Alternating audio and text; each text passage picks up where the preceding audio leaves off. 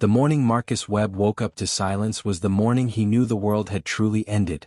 Not the world itself, of course. The sun still rose over the skeletal remains of downtown Detroit, painting the abandoned skyscrapers in shades of orange and gold. But the world of humanity, the world of connection and trust, that world had died months ago. Marcus stood at the window of his fortified apartment on the 9th floor, watching the infected stumble through the streets below like broken puppets, their movements jerky and unnatural, and he felt nothing. That was the worst part, he thought. Not the fear anymore, but the numbness. He had survived for 6 months in this hellscape by following one simple rule that everyone else seemed to have adopted too: trust no one. The outbreak had started in the coastal cities, or so the last news broadcast had claimed before the networks went dark. Some kind of parasitic infection that attacked the brain stem, turning ordinary people into mindless, violent creatures driven only by the need to spread. But the zombies weren't what had destroyed society, Marcus had realized. It was the fear. It was the way neighbors turned on neighbors, the way communities fractured into suspicious, isolated cells, each person looking out only for themselves. Marcus turned away from the window and checked his supplies. 3 cans of beans, half a bottle of water, a box of stale crackers. Maybe 4 days of food if he rationed carefully. The apartment building had been picked clean weeks ago, and venturing outside meant risking everything. Still, the math was simple and brutal. Stay here and starve, or go out and possibly die trying to find food.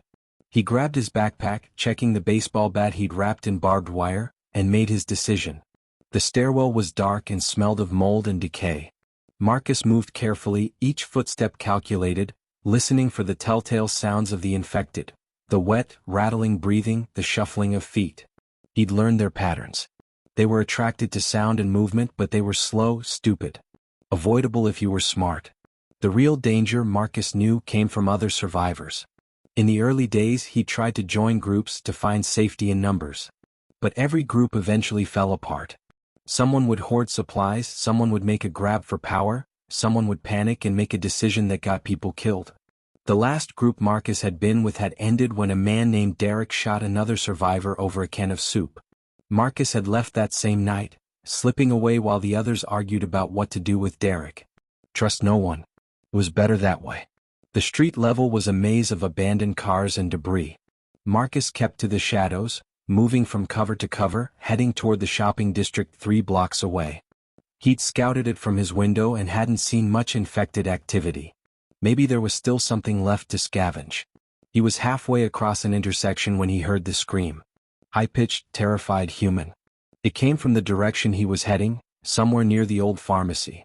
Marcus froze, every instinct telling him to turn around, to run the other way. Getting involved meant risk, and risk meant death. But something in that scream made him pause. It wasn't just fear, it was desperation, the sound of someone who knew they were about to die. Before he could talk himself out of it, Marcus was running toward the sound, his bat raised. He rounded the corner and saw them. A young woman, maybe 25, backed against a wall by 3 infected. She had a crowbar but looked exhausted, her movements slow. One of the zombies lunged and she barely knocked it aside. Marcus didn't think. He charged forward and swung his bat, connecting with the first infected skull with a sickening crack. The creature dropped. The other 2 turned toward him and he dispatched them quickly, efficiently. When it was over, he stood breathing hard, looking at the woman. She was thin, dirty, with short auburn hair and green eyes wide with shock. Marcus wanted to walk away. Every survival instinct he'd honed over the past 6 months screamed at him to turn his back on Rachel Morrison and her promises of community and cooperation. Communities failed. Communities got you killed.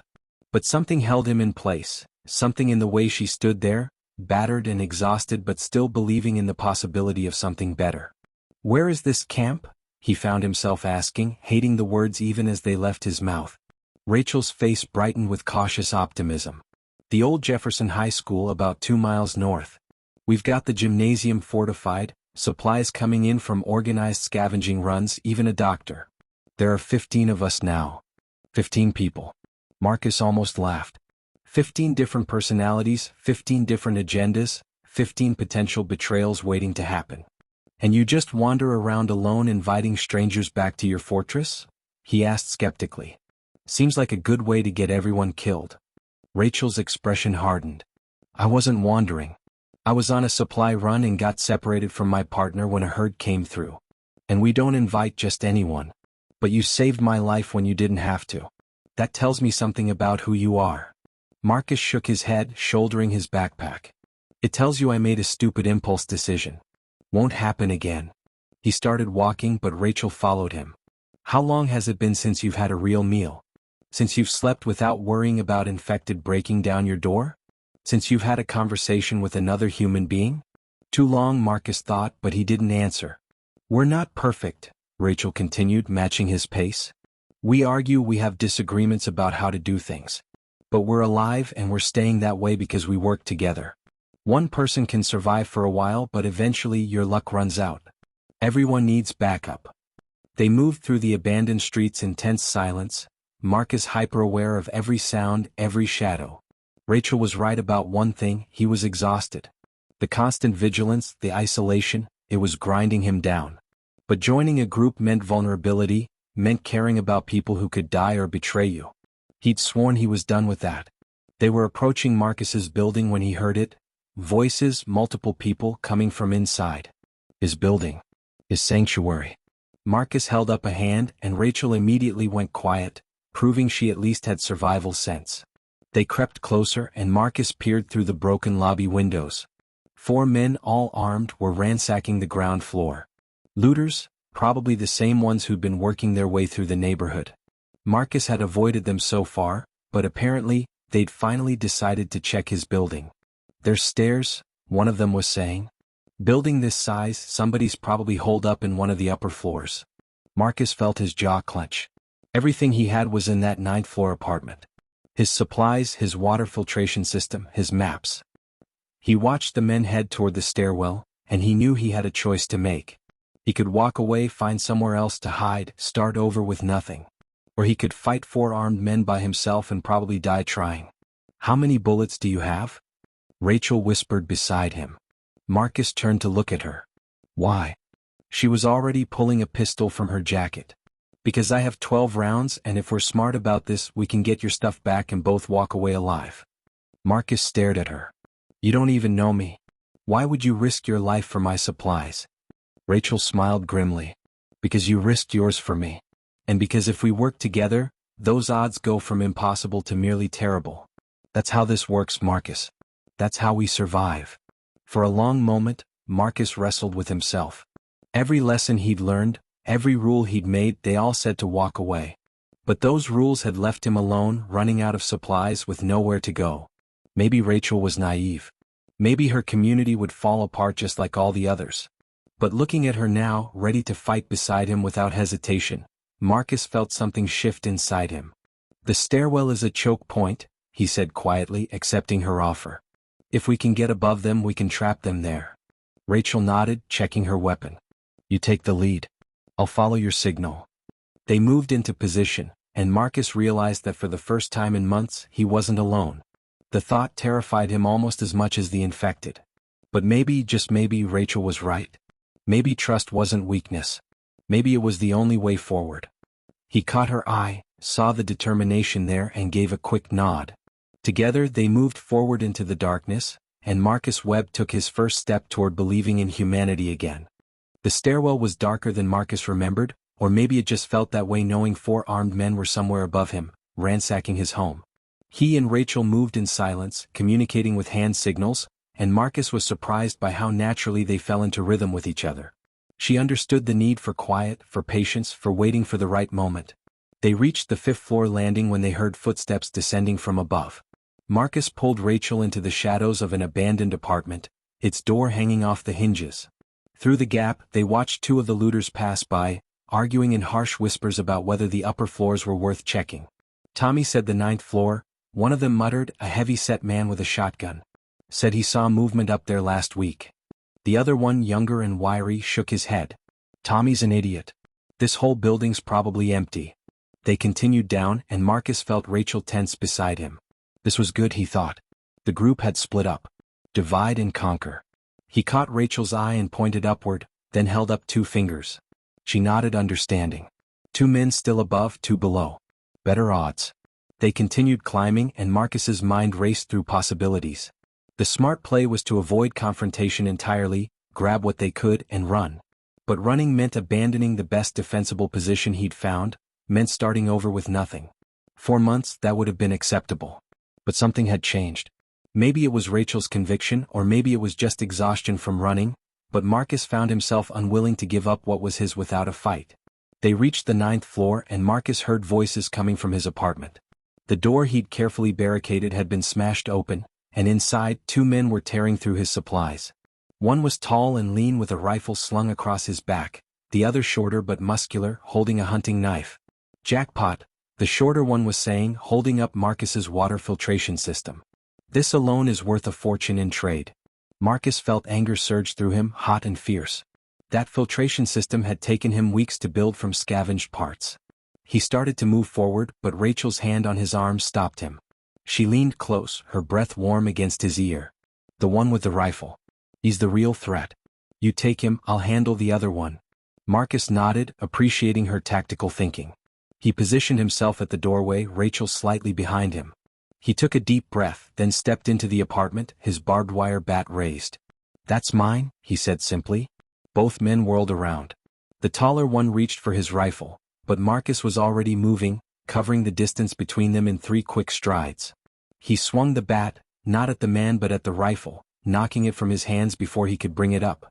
The weapon clattered across the floor, and Marcus followed through with an elbow to the man's face, sending him stumbling backward. Behind him, Rachel had engaged the shorter man, using her crowbar to deflect his knife thrust. She was quick, Marcus noted, well-trained. She swept the man's legs out from under him and he went down hard. The tall man recovered faster than Marcus expected, tackling him into the wall. They grappled and Marcus felt hands reaching for his throat. He brought his knee up hard and the man gasped, loosening his grip. Marcus shoved him away and grabbed his bat just as the apartment door burst open. The other 2 looters had heard the commotion and were charging in, shotgun and pistol raised. Time seemed to slow. Marcus saw Rachel turn toward the new threat, saw the shotgun coming up, and in that split second he made a choice that months ago would have been unthinkable. Instead of diving for cover, instead of saving himself, Marcus threw himself in front of Rachel, tackling her to the ground as the shotgun roared. He felt pellets tear through the air where they'd been standing, felt them pepper the wall behind them. They rolled together and Rachel came up firing, her pistol cracking twice. The man with the shotgun went down, clutching his leg. "Go!" Marcus shouted, and they moved as one, rushing the remaining looters. The younger one with the pistol looked at his wounded companion, at his 2 associates who were struggling to their feet, and made the smart choice. "Forget this!" he yelled and ran, half dragging the wounded man with him. The other 2 scrambled after them, leaving the rifle behind. Marcus and Rachel stood in the destroyed apartment, breathing hard, listening to the footsteps fade down the stairwell. When silence finally returned, Rachel turned to him, her eyes wide. "You could have been killed," she said. "You pushed me out of the way." Marcus looked at her, still processing what he'd done, why he'd done it. "Yeah," he said quietly. "I guess I did." And for the first time since the world ended, Marcus Webb understood that maybe survival wasn't just about staying alive. Maybe it was about having something worth living for. Marcus spent the next hour helping Rachel salvage what the looters hadn't destroyed or taken. His supplies were diminished but not gone, and he still had his fortified position. He could stay here, go back to his solitary existence, pretend the last few hours hadn't happened. But as he watched Rachel efficiently organize what remained of his supplies, creating an inventory with practiced ease, he found himself asking the question he'd sworn he never would. "This camp of yours?" he said. "Tell me about the people." Rachel looked up, surprised but pleased. "There's Dr. Patricia Hayes, she's former military, ran a field hospital in Afghanistan. She keeps us healthy, patches us up when scavenging runs go bad. Then there's James Kowalski, used to be a construction foreman. He's the one who figured out how to fortify the school. And Trevor Banks manages our supply rationing. He was an accountant before, keeps everything organized, makes sure we don't waste anything." Marcus listened, hearing the respect in her voice when she spoke about these people. "And who's in charge?" he asked. Rachel smiled slightly. "That's the thing. We all are. We vote on major decisions, argue about strategy, figure things out together. It's messy sometimes but it works. A democracy in the apocalypse." Marcus wanted to find it absurd, but something in Rachel's conviction made him curious. "What about security? Defense?" "That's where Daniel Carter comes in. Former police officer. He trains everyone in basic combat, sets up our patrol schedules, plans our scavenging routes. Rachel paused, meeting his eyes. We could use someone with your skills, Marcus. The way you move, the way you think tactically, you're a natural survivor. Marcus felt the offer hanging in the air between them. It would be so easy to say no, to retreat back into isolation. But he thought about the moment in the fight when he'd thrown himself in front of Rachel, the instinct to protect someone else that he thought he'd lost. Maybe he was tired of being alone. Maybe he wanted to believe that Rachel's way could work. One visit, he said finally. I'll come see your camp, meet these people.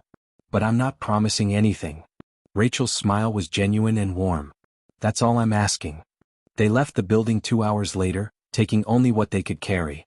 The journey to Jefferson High School took them through parts of Detroit Marcus had avoided, areas too open and exposed.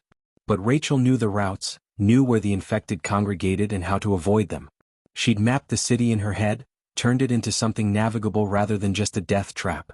They encountered a small group of infected near the old brewery, but Rachel handled it with calm efficiency, leading Marcus through a building and out the back while the zombies shambled past their previous position. She was smart, Marcus had to admit. Smarter than most survivors he'd met. The high school appeared as the sun began its descent toward the horizon, and Marcus was immediately impressed. The building was fortress-like, with barricaded windows and reinforced entrances. Lookouts were posted on the roof, and as they approached, Marcus saw someone signal their arrival. A side door opened, and a tall African-American man emerged, rifle in hand but pointed down. Rachel. Thank God, he said, relief evident in his voice. When you didn't come back with Kevin, we were about to send out a search party. Got separated when a herd came through near the pharmacy district, Rachel explained. This is Marcus Webb. He saved my life, helped me recover some medical supplies we needed. The man studied Marcus with sharp, assessing eyes. Daniel Carter, he introduced himself, extending a hand. Rachel's told you about our setup?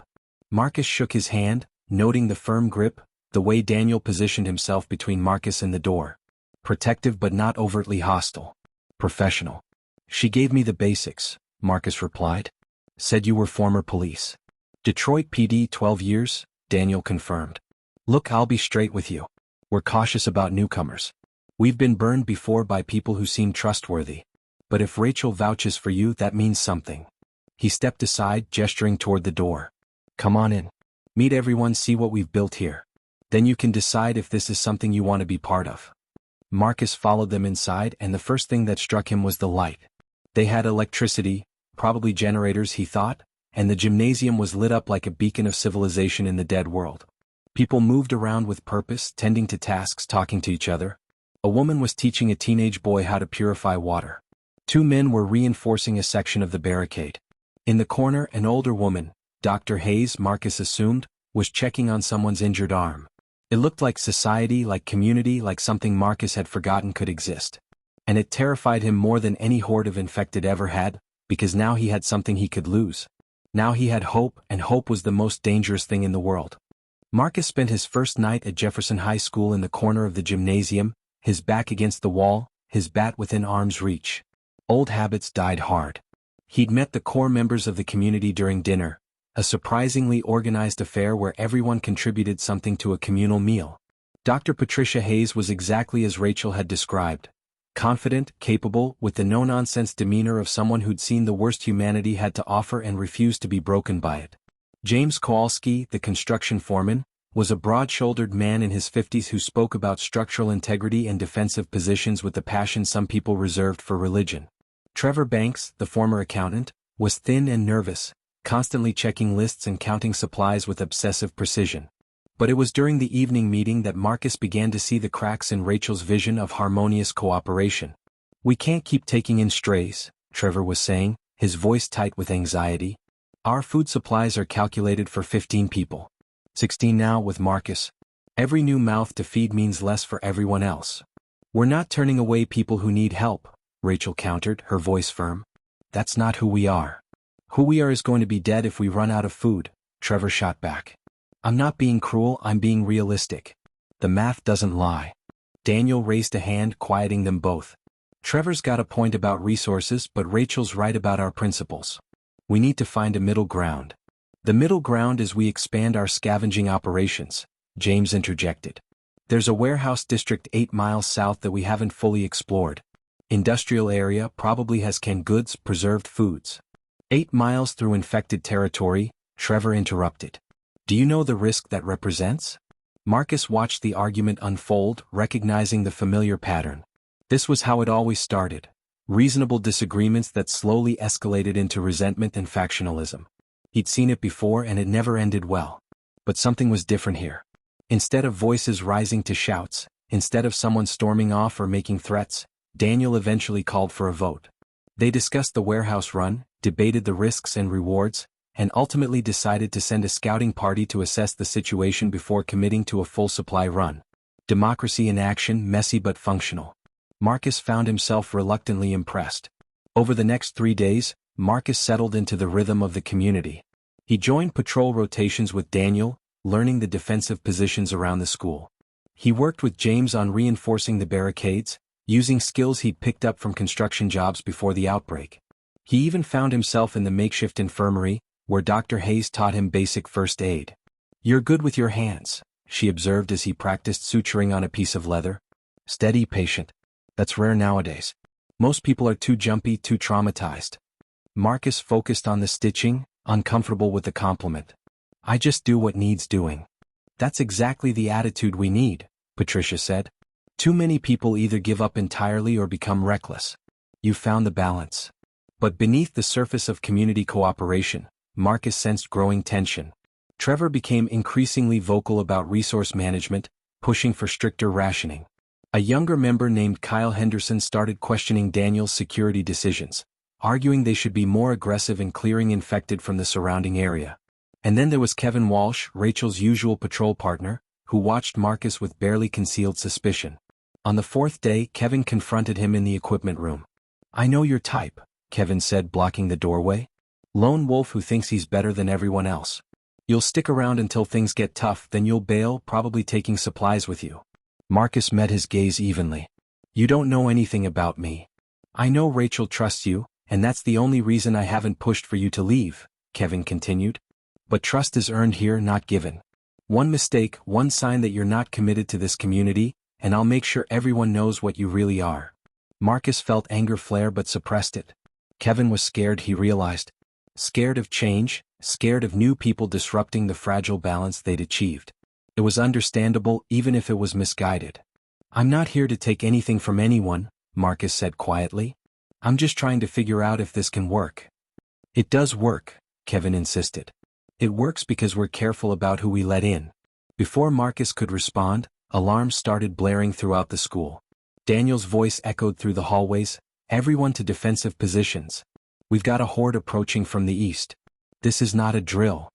Marcus and Kevin looked at each other for one frozen moment, their conflict suddenly irrelevant. Then they were running, grabbing weapons, joining the others as they rushed to defend their sanctuary. The community was about to face its first real test since Marcus arrived, and he was about to discover whether these people could truly stand together when everything was on the line. His hand tightened on his bat as he took his position at the barricade, Rachel appearing beside him, Daniel shouting orders, and the sound of hundreds of infected growing louder in the distance. This was it. This was where communities either survived or fell apart. And Marcus Webb was about to find out which one this would be. Marcus had seen hordes before, but never from a defensive position, never as part of a coordinated group standing their ground. From the second-floor window where Daniel had positioned him, he could see them coming, a writhing mass of infected, easily 200 strong, shambling down the street toward Jefferson High School with mindless determination. Beside him, Rachel checked her ammunition while across the hallway, Kevin and Kyle took positions at adjacent windows. On the roof, James and 2 others prepared Molotov cocktails, while below, Dr. Hayes organized a triage station in case anyone got injured. This was coordination on a level Marcus had never experienced, and despite his fear he felt something else too. Confidence in the people around him.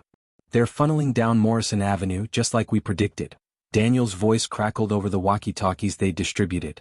Everyone hold fire until they reach the kill zone. We make every bullet count.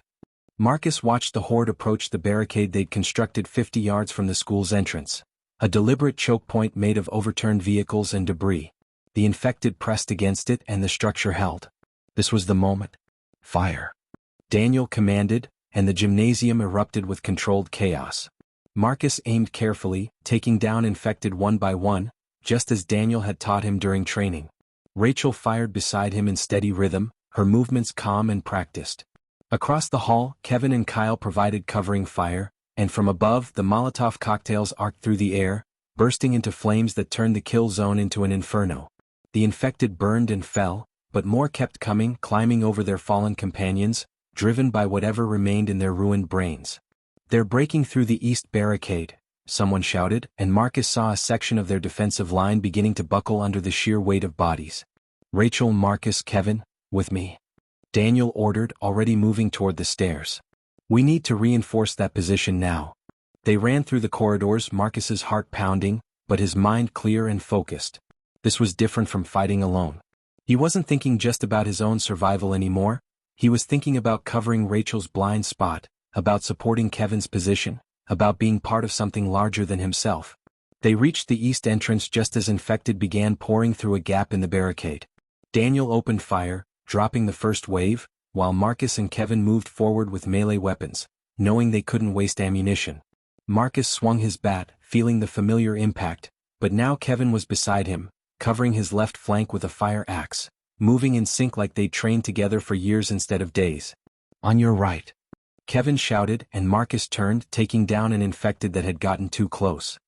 He returned the favor seconds later, pulling Kevin back from a grabbing hand that had reached through the barricade. They fought with desperate intensity, Rachel providing covering fire, Daniel coordinating their positions, and slowly, impossibly, they began to push the infected back. "James, we need reinforcement on the east barricade," Daniel called into his radio. Within minutes, James arrived with Trevor and two others, carrying sheets of corrugated metal and wooden beams. While Marcus, Kevin, and Rachel held the line, the others worked frantically to repair the breach, hammering and securing until the gap was sealed. The infected continued to throw themselves against the barricade, but it held. An hour passed then too. Marcus's arms burned with exhaustion, his ears rang from gunfire, but he kept fighting, kept working with the others in seamless cooperation. And then gradually the pressure lessened. The infected numbers dwindled as the fire continued to burn and their ammunition found targets.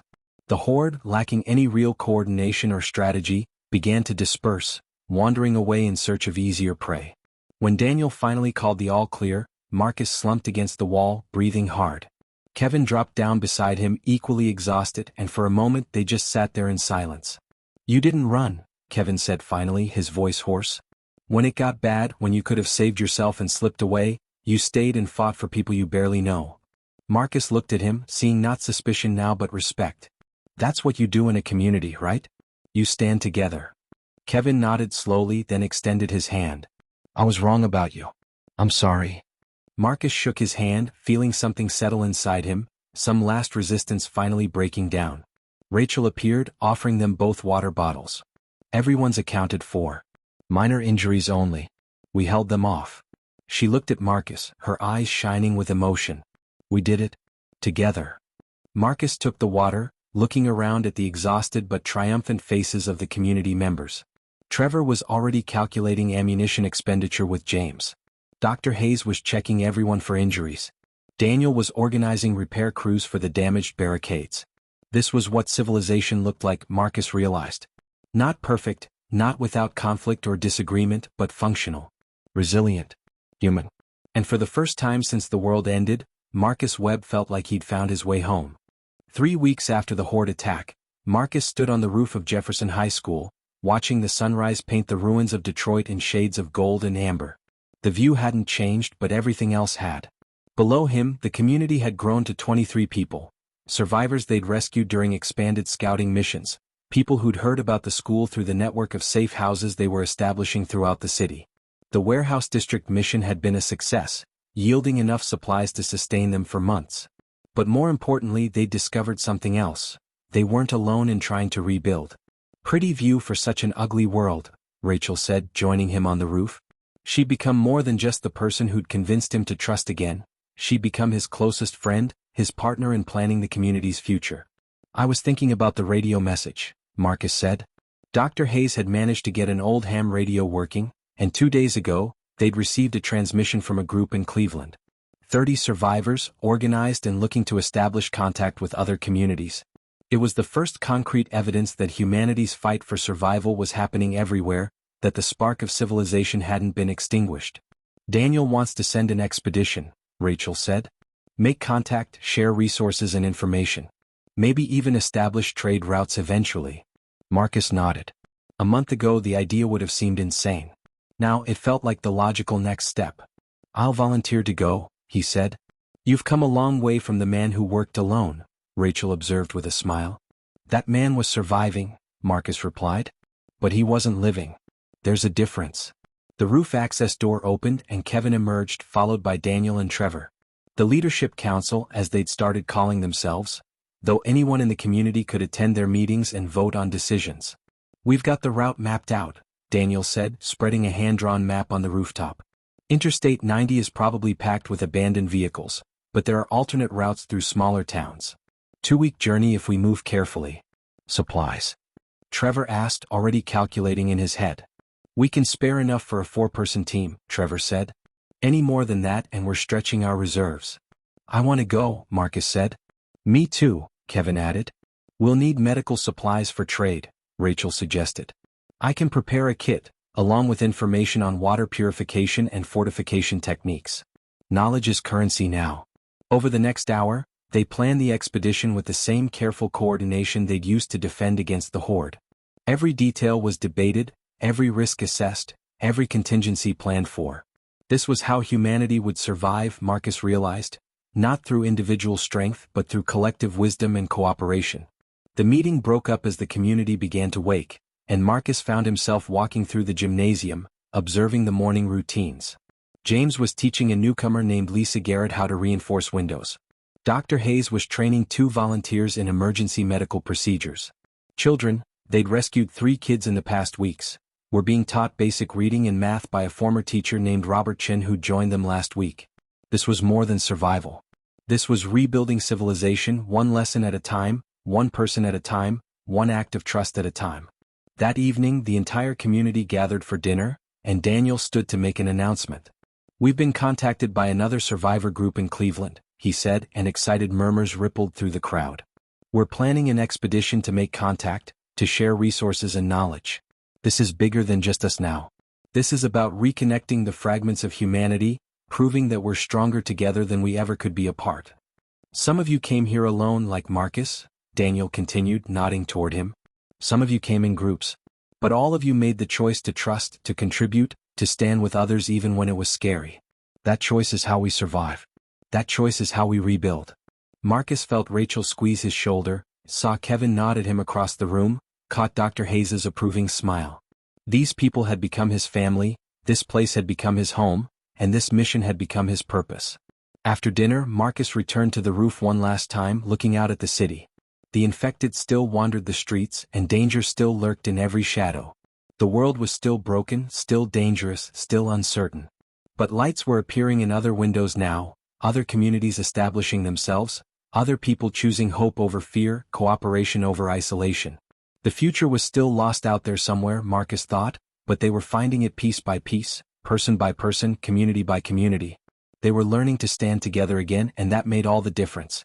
Marcus Webb, the man who had trusted no one, who had believed survival meant solitude, smiled as he watched the sun set over Detroit. Tomorrow they would begin the journey to Cleveland. Tomorrow they would take another step toward rebuilding the world. But tonight, surrounded by the sounds of his community, Marcus simply felt grateful to be alive, to be connected, to be human again. The lost future wasn't lost anymore. They were building it together and it was just beginning. The end.